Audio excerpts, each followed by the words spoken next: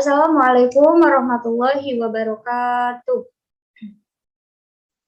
Waalaikumsalam warahmatullahi wabarakatuh. Alhamdulillahirabbil alamin wa bihi nasta'in wa ala umuri dunya waddin. Wassalatu wassalamu ala asrofil anbiya'i wal mursalin wa ala alihi wa sahbihi ajmain. Amma ba'du. Pertama-tama dan yang paling utama, marilah kita panjatkan puji dan puji syukur kehadirat Allah Subhanahu wa taala yang telah memberikan rahmat, taufik serta hidayahnya sehingga pada pagi hari ini kita bisa sama-sama berdiskusi untuk menganalisis rencana pelaksanaan pembelajaran. Salat beserta salam semoga selalu tercurah limpahkan kepada junjungan kita Nabi besar Nabi Muhammad SAW, kepada para keluarganya, para sahabatnya, dan kita selaku umatnya hingga akhir zaman nanti. Amin ya rabbal alamin. Baiklah, saya selaku moderator pada diskusi kali ini akan membantu jalannya diskusi kita. Untuk yang pertama adalah pembukaan. Marilah kita buka diskusi kita dengan mengucap lafaz basmalah. Bismillahirrahmanirrahim. Untuk selanjutnya adalah penyampaian materi. Yang pertama akan disampaikan oleh saya sendiri, kemudian oleh Kak Eni, dan yang terakhir oleh Kak Ima. Baik, untuk yang pertama, laporan hasil analisis rencana pembelajaran, pelaksanaan pembelajaran, disusun oleh Eni Ratna Suryani, 19-110-90-297, Karisma Diastuti, 19-110-90-207, Nabila Nazla, 19-110-9104. Yang pertama yang akan kita bahas adalah mengenai memahami desain pembelajaran. Desain pembelajaran adalah praktik penyusunan media teknologi komunikasi dan isi untuk membantu kita agar dapat terjadi transfer pengetahuan secara efektif antara guru dan peserta didik. Pemahaman desain pembelajaran tidak bisa dilihat hanya melalui RPP atau skripsi. Dikarenakan proses ini hanya dapat diamati secara langsung. Idealnya proses ini berdasar pada informasi teori belajar yang sudah teruji secara pedagogis dan dapat terjadi hanya pada siswa dan dipandu oleh guru. Untuk bab selanjutnya akan dibahas yaitu mengenai landasan psikologi desain pembelajaran. Berdasarkan RPP, landasan psikologi desain pembelajaran ini mengacu pada teori belajar, situated learning, dan konstruktivisme. Yang pertama yang akan kita bahas terlebih dahulu adalah pada teori belajar situated learning, di mana pendidik membawa peserta didik pada situasi dunia nyata atau authentic contact dan berinteraksi dengan orang lain, dan disitulah terjadi proses belajar. Dan pada teori belajar ini, peserta didik difasilitasi untuk terlibat secara aktif dalam berbagai tugas yang diaplikasikan melalui dunia nyata. Nah, dalam RPP ini, teori belajar ini telah digunakan, di mana pendidik membagi siswa ke dalam beberapa kelompok untuk diberikan tugas diskusi dengan kelompoknya. Artinya, siswa secara tidak langsung berperan aktif dalam pembelajaran yang berlangsung melalui diskusi aktif antar kelompok. Nah, selain teori belajar situated learning, dalam RPP ini juga memuat tentang teori belajar konstruktivisme. Karena sama dengan elemen yang telah dijelaskan, setelah pendidik memberikan stimulus awal berupa materi kepada peserta didik, pendidik membagi siswa ke dalam beberapa kelompok. Nah, setelahnya siswa diharuskan aktif dalam kegiatan diskusi bersama kelompoknya. Dan masing-masing kelompok setelah itu memaparkan hasil diskusinya, dilanjutkan dengan sesi tanya-jawab. Dan terakhir, pendidik memberikan refleksi berupa soal-soal kuis di LKS yang telah diberikan. Dan semua ini telah termuat dalam RPP yang telah kami analisis. Selanjutnya adalah teori belajar konstruktivisme ini mengacu pada 6 elemen penting dalam ruangan konstruktivis. Yang pertama itu ada situation atau situasi, di mana suatu tugas yang sengaja dirancang untuk diselesaikan oleh peserta didik melalui berpikir bersama. Yang kedua itu ada grouping atau pengelompokan, di mana suatu bentuk aktivitas pembelajaran yang bertujuan untuk memaksimalkan kemampuan belajar dari setiap individu atau kelompok. Kemudian yang ketiga ada bridge atau membangun jembatan, atau hubungan antara pengetahuan awal atau prior knowledge yang dibawa oleh peserta didik sebelum memulai pembelajaran dan pengetahuan yang hendak dipelajari. Yang keempat itu ada question atau mengajukan pertanyaan, di mana pertanyaan yang baik ini kemungkinan besar dibangun dari berbagai bentuk pemikiran. Nah, pertanyaan yang baik dapat mengarahkan pada proses pembelajaran yang luas dan cara berpikir evaluatif daripada apa yang dipelajari. Kemudian yang kelima itu ada exhibit atau mengatur pemeran, pertunjukan atau pertontonan, di mana pemeran ini berkaitan dengan presentasi hasil kerja peserta didik yang berkenan dengan tugas yang diberikan secara kelompok atau individu selama pembelajaran berlangsung. Kemudian yang terakhir ada refleksi, di mana suatu elemen penting untuk memberikan kesempatan kepada pendidik dan peserta didik dalam ruang kelas untuk berpikir tentang hasil kerja individu atau kelompok. Nah, hal yang dilakukan guna mengintegrasikan pengetahuan baru dan pengalaman sebelumnya, merencanakan aplikasi pengetahuan baru, mendesain strategi pembelajaran yang hendak dilakukan. Dan keenam elemen ini semuanya sudah termuat dalam RPP yang telah kami analisis dan telah dipaparkan sebelumnya. Ini adalah contoh kegiatan inti dari teori belajar yang telah disebutkan. Kemudian selanjutnya yang akan kita bahas itu adalah bab yang ketiga, yaitu tentang mengidentifikasi kebutuhan pembelajaran. Nah, dalam RPP ini kita tidak bisa menganalisis tentang kebutuhan pembelajaran, karena untuk kebutuhan sendiri ini bukan tidak tersedia dalam RPP, namun alangkah lebih baiknya untuk identifikasi kebutuhan pembelajaran ini bisa dilakukan secara langsung. Kita ke sekolah bisa melalui wawancara dengan guru atau dengan peserta didiknya. Jadi harus dilakukan secara langsung untuk identifikasi kebutuhan pembelajaran. Baik, kita lanjut ke bab selanjutnya, yaitu keempat ada menganalisis pembelajaran. Nah, dalam RPP ini telah termuat kompetensi dan tujuan pembelajaran serta taksonomi pembelajaran. Di mana yang akan kita bahas yang pertama adalah tentang kompetensi dan tujuan pembelajaran. Yang pertama adalah kompetensi inti. Yang pertama itu tentang menghayati dan mengamalkan ajaran agama yang dianut oleh peserta didik. Yang kemudian yang kedua itu ada menunjukkan perilaku jujur, disiplin, tanggung jawab, peduli, gotong royong, kerjasama, toleran, damai, santun, responsif, dan proaktif. Nah, sebagian besar dari solusi atas berbagai permasalahan dan berinteraksi secara aktif atau efektif dengan lingkungan sosial dan alam, serta menempatkan diri sebagai cerminan bangsa dalam pergaulan dunia. Yang selanjutnya, ada ketiga itu tentang memahami, menerapkan, menganalisis pengetahuan faktual, konseptual, prosedural berdasarkan rasa ingin tahunya tentang ilmu pengetahuan, teknologi, seni budaya, humaria dengan wawasan kemanusiaan, kebangsaan, kenegaraan, peradaban terkait fenomena dan kejadian, serta menerapkan pengetahuan prosedural pada bidang kajian yang spesifik sesuai dengan bakat dan minatnya untuk memecahkan masalah.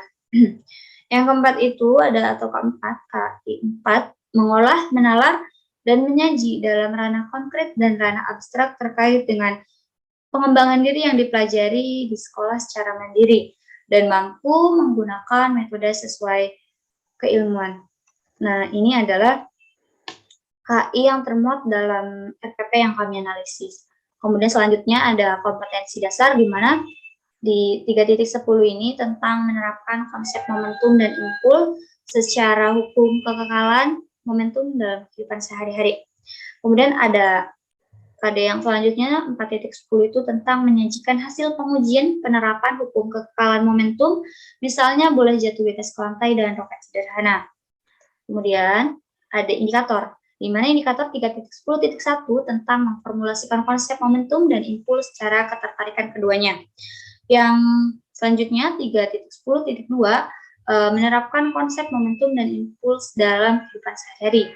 Selanjutnya 3.10.3 tentang merumuskan hukum kekekalan momentum. 3.10.4 tentang menganalisis jenis-jenis tumbukan. Kemudian untuk selanjutnya itu ada 4.10.1 tentang melakukan percobaan sederhana mengenai tumbukan. Kemudian ada 4.10.2 tentang mempresentasikan hasil percobaan di depan kelas. Nah, ini adalah kompetensi dasar dan indikator yang termuat dalam RPP.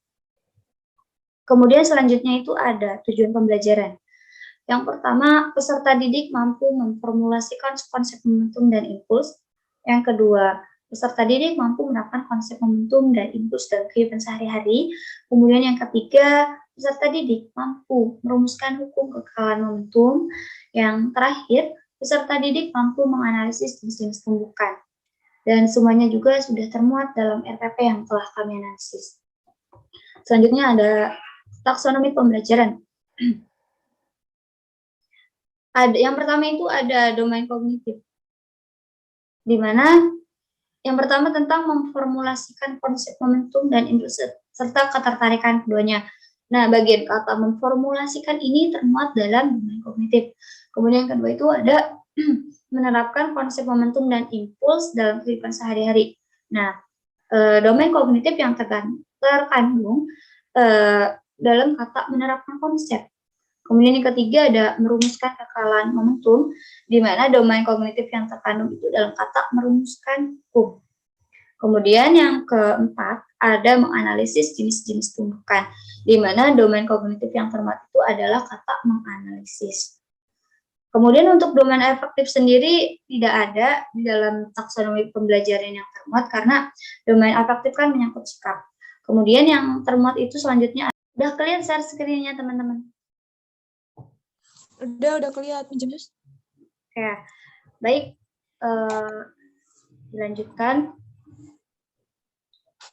Untuk selanjutnya yaitu tentang taksonomi pembelajaran.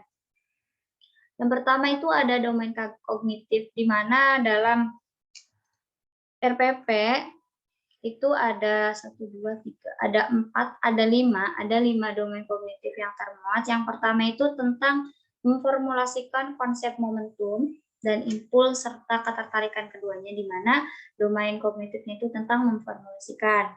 Kemudian yang kedua itu tentang menerapkan konsep momentum dan impuls dalam kehidupan sehari-hari, di mana domain kognitif yang termuat itu ada kata menerapkan. Yang ketiga itu ada merumuskan hukum kekekalan momentum, di mana domain kognitif yang termuat itu adalah kata merumuskan. Kemudian yang keempat itu ada menganalisis jenis-jenis tumbukan, di mana domain kognitif yang termuat itu adalah menganalisis.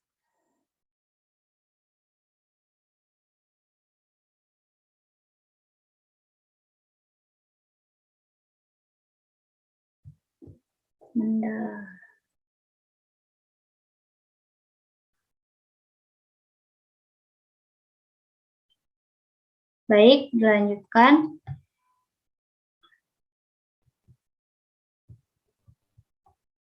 Nah, untuk selanjutnya itu, domain kognitif yang termuat itu ada mempresentasikan hasil percobaan di depan kelas. Ini tidak kami cantumkan di tulisan domain kognitif, tapi itu termasuk ke dalam salah satu domain kognitif.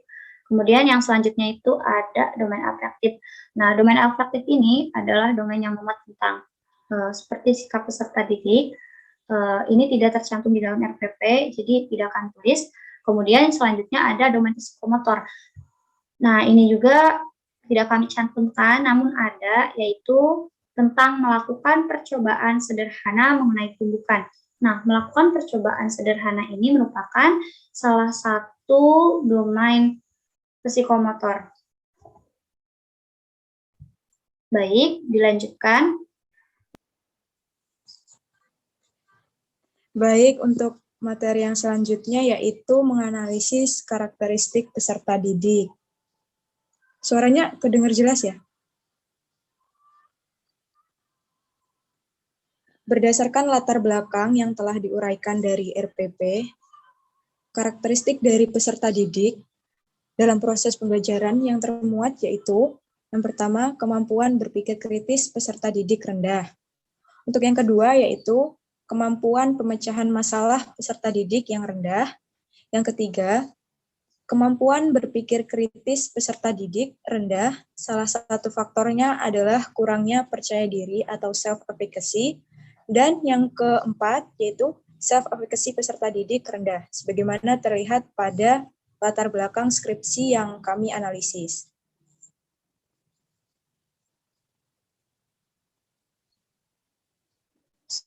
Oke, untuk yang selanjutnya yang keenam yaitu merumuskan tujuan pembelajaran.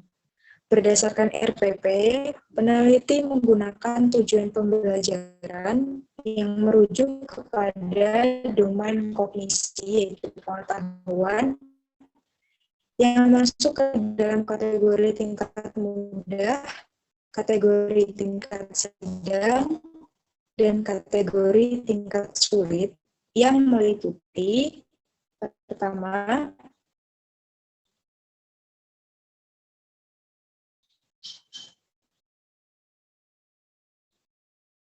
ke bawah Bill. Yang pertama,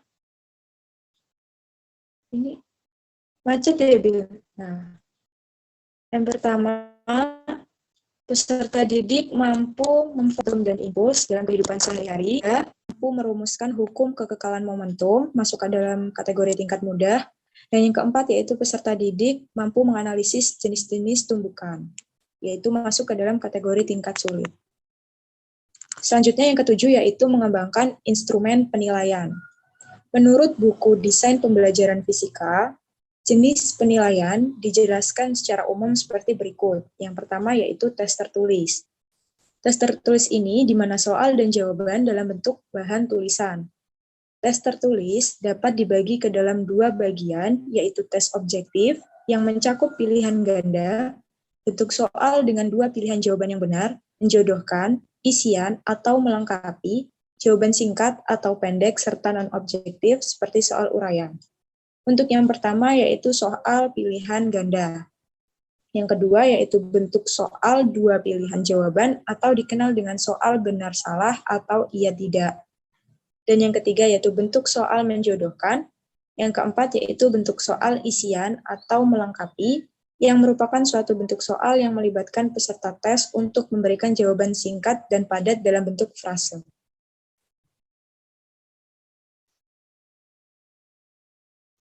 Dan yang kelima yaitu bentuk soal uraian.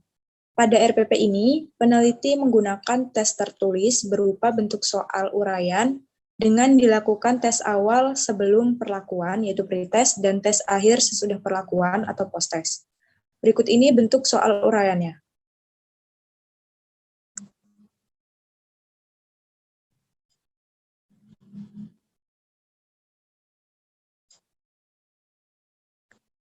Berikut adalah bentuk soal tes uraian, yaitu pretest dan post-test, sebagaimana yang terlihat pada gambar.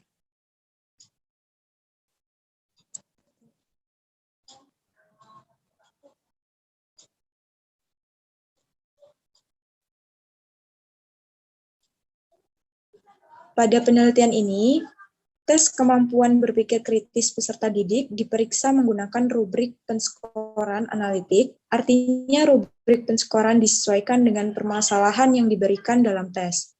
Pedoman penskoran untuk kemampuan berpikir kritis adalah sebagai berikut.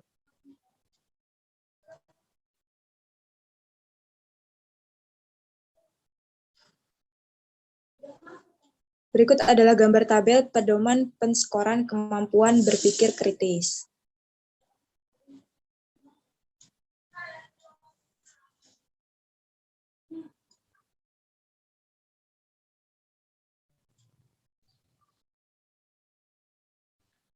Kriteria penskoran di atas itu memiliki skala 0 sampai 4. sehingga yang diperoleh adalah skor mentah. Skor mentah yang diperoleh tersebut ditransformasikan menjadi nilai dengan skala 0 sampai 100. Nilai presentasi kemampuan berpikir kritis yang diperoleh dari perhitungan kemudian dikategorikan sesuai dengan tabel berikut ini.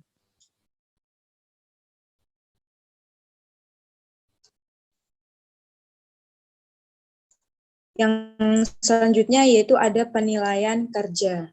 Dalam skripsi dan RPP dari penelitian ini tidak disajikan penilaian kerja oleh peneliti. Untuk yang C yaitu penilaian hasil kerja, sama dalam skripsi dan RPP juga peneliti tidak menyajikan terkait penilaian hasil kerja skripsinya. Dan yang D itu penilaian proyek. Dalam skripsi juga penelitian tidak menyajikan penilaian proyek oleh peneliti. Dan yang kelima atau yang E itu penilaian sikap. Sama dalam skripsi dan RPP dari penelitian ini tidak disajikan penilaian sikap oleh peneliti. Yang selanjutnya yaitu angket atau survei. Instrumen non-tes dalam penelitian ini berupa angket yang digunakan sebagai instrumen penelitian untuk mengukur self-efficacy peserta didik. Pada penelitian ini, lembar angket didesain dengan menggunakan skala Likert dan berisi pertanyaan positif dan negatif. Skala Likert ini digunakan untuk mengukur sikap terhadap suatu hal yang diungkapkan melalui serangkaian pernyataan tentang suatu kecenderungan, suatu hal, objek, dan keadaan. Pada RPP ini, peneliti menggunakan angket berupa skala Likert seperti berikut ini.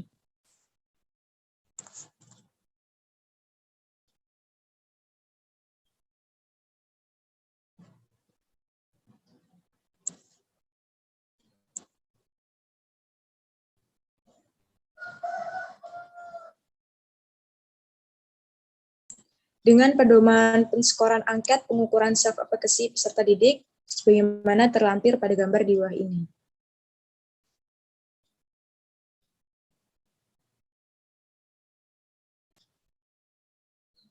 Kriteria skor untuk setiap pernyataan baik positif maupun negatif diberi skor 1 sampai 5, seperti yang disajikan pada tabel 3.4 sebagai berikut. Selanjutnya yaitu lembar observasi keterlaksanaan pendekatan STEM. Instrumen non-tes dalam penelitian ini berupa instrumen lembar keterlaksanaannya pendekatan pembelajaran Sains, Teknologi, Engineering, and Mathematics. Dalam penelitian ini, penerapan pendekatan tersebut akan diobservasi oleh observer, yaitu pendidik, pengampu mata pelajaran fisika kelas 10 MIA, SMA Negeri 1 Padang Cermin. Dalam skripsi dan RPP dari penelitian ini, disajikan penilaian keterlaksanaan pendekatan pembelajaran Sains, Teknologi, Engineering, and Mathematics, sebagaimana terlampir.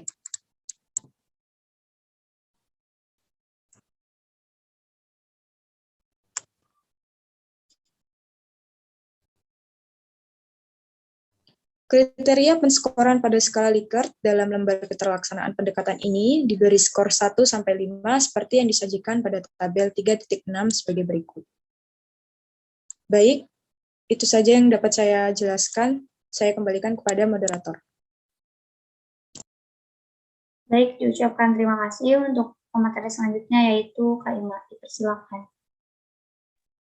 Baik, terima kasih kepada moderator. Di sini saya akan melanjutkan materi, yakni materi ke-8 atau komponen ke-8, mengembangkan strategi pembelajaran. Nah, yang pertama ada mengembangkan aktivitas pembelajaran. Aktivitas sendiri merupakan tugas dalam pembelajaran yang melibatkan pengalaman serta partisipasi langsung dari peserta didik. Di antaranya yaitu ada aktivitas pendahuluan. Aktivitas pendahuluan merupakan suatu bentuk aktivitas awal untuk memberikan informasi, motivasi, dan keterampilan prasyarat yang harus dikuasai oleh peserta didik. Nah, berikut ini adalah aktivitas pendahuluan yang peneliti gunakan berdasarkan RPP yang kami analisis. Bisa dilihat pada share screen-nya, yakni ada kegiatan pembelajaran, pertemuan pertama 3 kali 45 menit. Di sini ada rincian kegiatannya, yaitu ada kegiatan guru, kegiatan peserta didik, dan alokasi waktunya. Nah, setelah aktivitas pendahuluan, ada juga aktivitas inti yang merupakan proses pembelajaran untuk mencapai kompetensi dasar yang dilakukan secara interaktif, inspiratif, menyenangkan, menantang, memotivasi peserta didik untuk berpartisipasi aktif dalam kegiatan pembelajaran. Nah, kegiatan inti ini menggunakan metode yang disesuaikan dengan karakteristik peserta didik dan mata pelajarannya. Berikut ini adalah kegiatan inti pembelajaran yang peneliti gunakan dalam RPP. Bisa kita lihat, ada kegiatan inti peserta didiknya, kemudian ada alokasi waktunya juga. Setelah kegiatan inti, ada juga kegiatan penutup.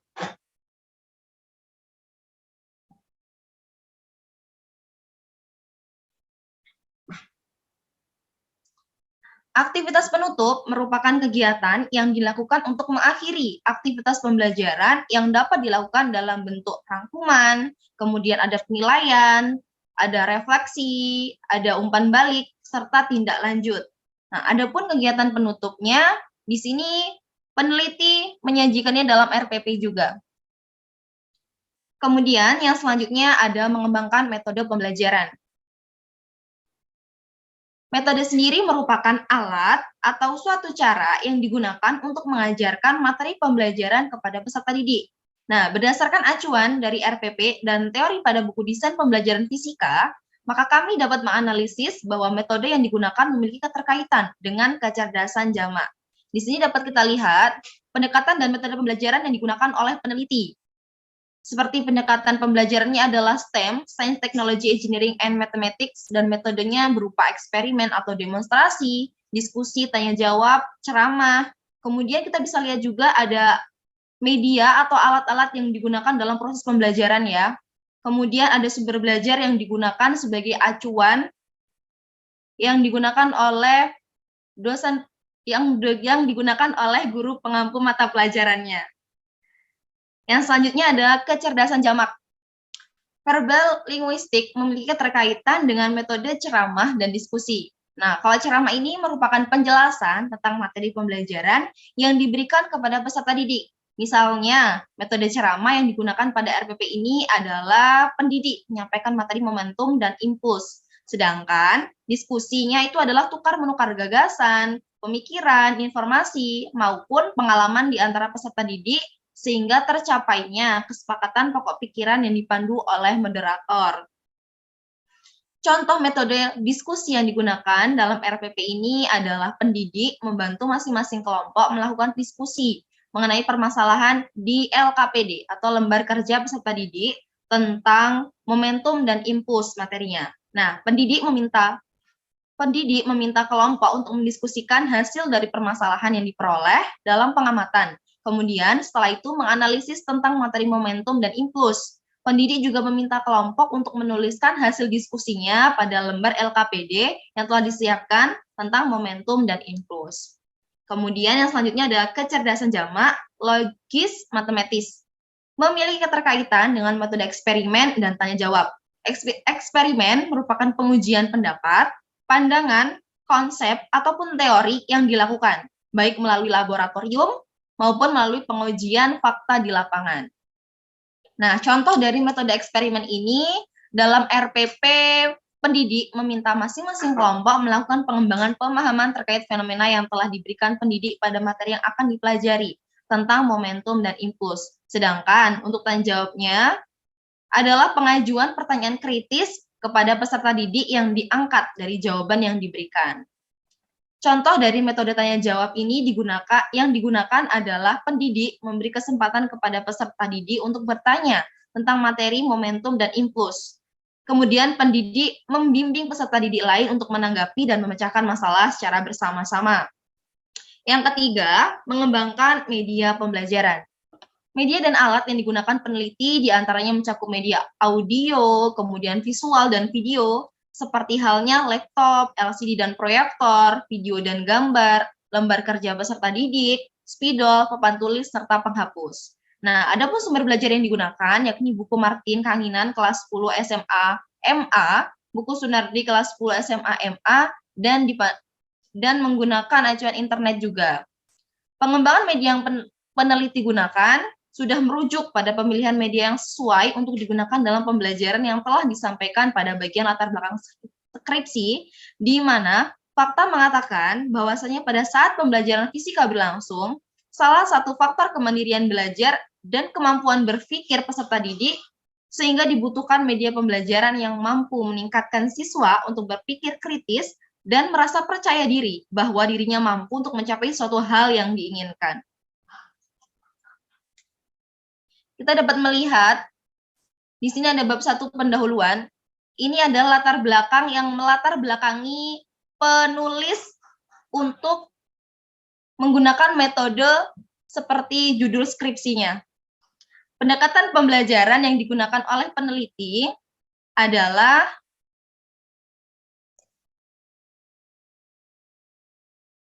tolong di-scroll. Nah, adalah STEM atau Science, Technology, Engineering, and Mathematics. Nah, pendekatan STEM ini merupakan pendekatan interdisiplin yang di dalamnya peserta didik dituntut harus memiliki pengetahuan juga keterampilan dalam bidang ilmu pengetahuan, teknologi, rekayasa, serta matematika.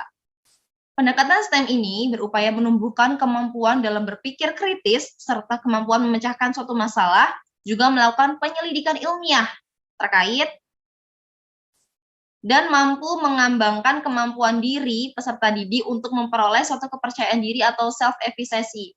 Penelitian mengembangkan penelitian ini, peneliti mengambil pendekatan ini berdasarkan identifikasi masalah. Nah, ada beberapa identifikasi masalahnya. Yang pertama, yakni pembelajaran fisika yang telah dilakukan menggunakan pembelajaran STED. Namun, peserta didik di dalam pembelajaran masih belum yakin pada kemampuan yang dimiliki, sehingga peserta didik masih belum mampu memecahkan masalah dalam pembelajaran. Kemudian yang kedua, kemampuan berpikir kritis peserta didik itu masih rendah. Yang ketiga, kemampuan pemecahan masalah peserta didik juga masih rendah. Kemudian yang keempat, pemberian bantuan yang diberikan oleh guru kepada peserta didik belum mampu memperhatikan letak kesulitan yang dialami oleh peserta didik.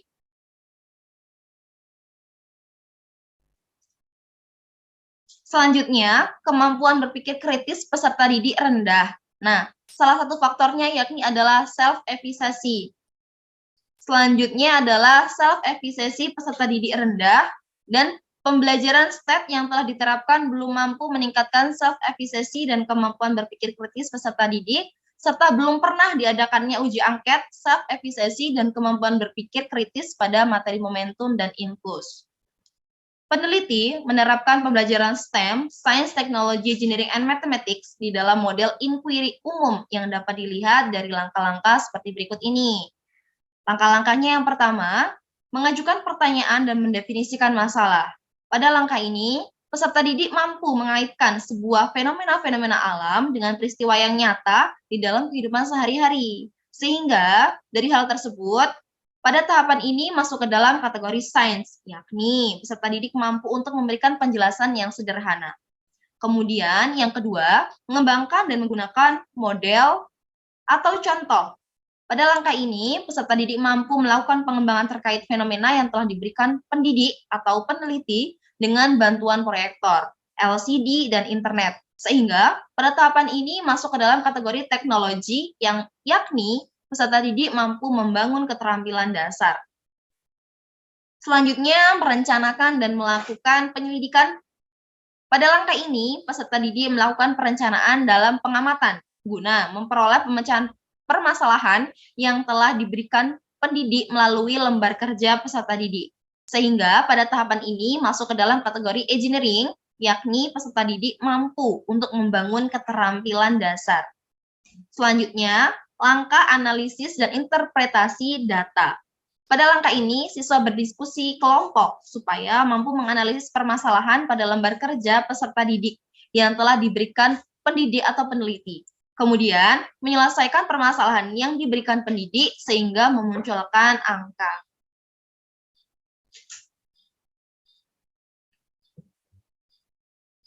Kemudian, pada tahapan ini masuk ke dalam kategori mathematics, yakni peserta didik mampu untuk membangun penjelasan sederhana, keterampilan dasar, dan menyimpulkan. Untuk langkah yang selanjutnya atau langkah yang kelima, menggunakan cara berpikir matematis dan pemikiran komputasi Pada langkah ini, peserta didik diminta untuk berdiskusi kelompok dengan melanjutkan 4 tahap. Dengan melanjutkan tahap 4, yaitu menggunakan cara berpikir matematis yang berkaitan dengan angka untuk memecahkan permasalahan soal yang diberikan pendidik di dalam lembar kerja peserta didik. Sehingga pada tahapan ini masuk ke dalam kategori mathematics, yakni untuk membangun keterampilan dasar dan menyimpulkan serta memberi penjelasan lanjutan. Untuk komponen yang ke-9, yakni mengembangkan bahan pembelajaran. Menurut buku desain pembelajaran fisika, bahan pembelajaran merupakan seperangkat bahan yang disusun secara sistematis untuk kebutuhan pembelajaran yang bersumber dari bahan cetak, kemudian ada alat bantu visual, ada video, ada audio, multimedia, animasi, serta komputer dan jaringan. Nah, pada poin mengembangkan bahan pembelajaran ini, peneliti menggunakan sumber pembelajaran yang berupa buku karya Martin, Kanginan kelas 10 SMA MA, serta buku karya Sunardi kelas 10 SMA MA, namun tidak disertai dengan judul bukunya. Nah, kemudian peneliti juga menggunakan sumber pembelajaran dari internet. Sedangkan media yang digunakan ketika proses pembelajarannya diantaranya seperti yang telah disajikan pada gambar sebelumnya, yakni ada laptop, LCD dan proyektor, video dan gambar. Di sini bukan LKS, mohon maaf, ini adalah LKPD atau lembar kerja peserta didik. Kemudian di bawahnya ada spidol, papan tulis, dan penghapus. Untuk komponen yang terakhir atau komponen yang ke-10 adalah mengevaluasi pembelajaran. Evaluasi sendiri dalam buku desain pembelajaran dapat dipahami sebagai proses penilaian, pengukuran, dan penentuan kelayakan terhadap suatu produk atau sistem pembelajaran berdasarkan kriteria yang telah ditetapkan. Nah, penilaian dan pengukuran yang dimaksud ini mencakup apa saja sih? Yakni mencakup kegiatan pengumpulan data, baik dilakukan melalui tes, angket, maupun dengan observasi, wawancara mendalam, kajian dokumentasi, serta portofolio. Nah, dalam hal ini, peneliti menggunakan evaluasi sumatif, yakni suatu metode yang digunakan untuk menilai hasil dari seluruh aktivitas pembelajaran. Peneliti memberikan tes tertulis berupa post-test di akhir pembelajaran untuk mengetahui efektivitas dan hasil belajar peserta didik dari metode pembelajaran Science, Technology, Engineering, dan Mathematics yang telah dilaksanakan. Nah, berikut ini dilampirkan gambar dari soal pretest dan post-test kemampuan berpikir kritis. Sekian yang dapat saya sampaikan. Terima kasih. Saya kembalikan kepada moderator.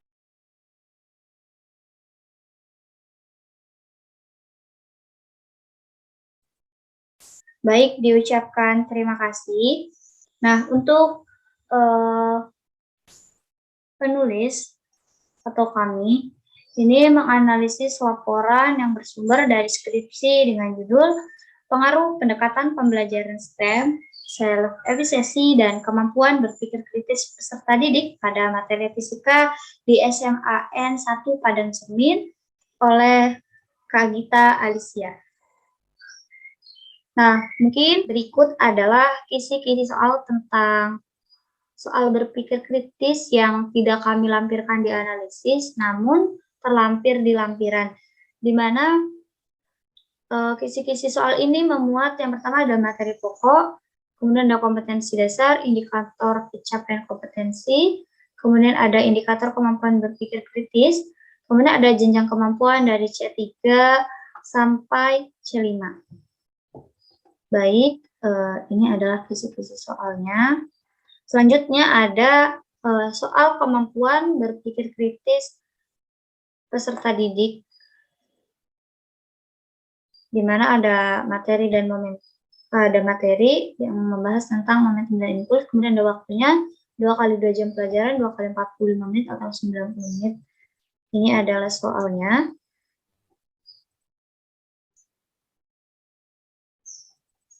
Kemudian, ini masih soal. Nah, kemudian ada yang lampiran ke-10 ini tentang soal beserta kunci jawaban dan pedoman penskoran soal untuk mengukur kemampuan berpikir kritis peserta didik. Nah, ini juga tidak kami lampirkan di analisis, namun terdapat di dalam lampiran ke-10 yang peneliti lampirkan. Kemudian, ini masih tentang soal dan jawaban. Selanjutnya itu masih sama tentang soal dan jawaban. Ini masih sama. Nah, ini yang lampiran ke-11 itu ada soal pre-tes dan post-tes, kemampuan berpikir kritis yang ini sudah dilampirkan tadi dalam analisis kami. Kita bisa lihat secara sekilas untuk soal-soalnya. Nah, kemudian juga ini terdapat lembar kerja peserta didik atau LKPD yang telah dilakukan oleh peneliti, dan tadi juga ini tidak dilampirkan di analisis kami, namun ini terdapat di dalam lampiran yang peneliti lakukan. Seperti ini LKMD-nya. LKPD ini. Mungkin itu terkait beberapa lampiran yang tidak kami lampirkan di analisis, namun kami lampirkan di bagian lampiran. Nah, mungkin itu yang dapat kami sampaikan. Untuk selanjutnya yaitu penutup. Marilah kita tutup diskusi kita dengan mengucap lafaz hamdalah. Alhamdulillahirrahmanirrahim. Mungkin sekian yang dapat kami sampaikan. Kami mohon maaf apabila terdapat banyak kesalahan. Semoga bermanfaat. Saya akhiri. Wassalamualaikum warahmatullahi wabarakatuh. Waalaikumsalam warahmatullahi wabarakatuh.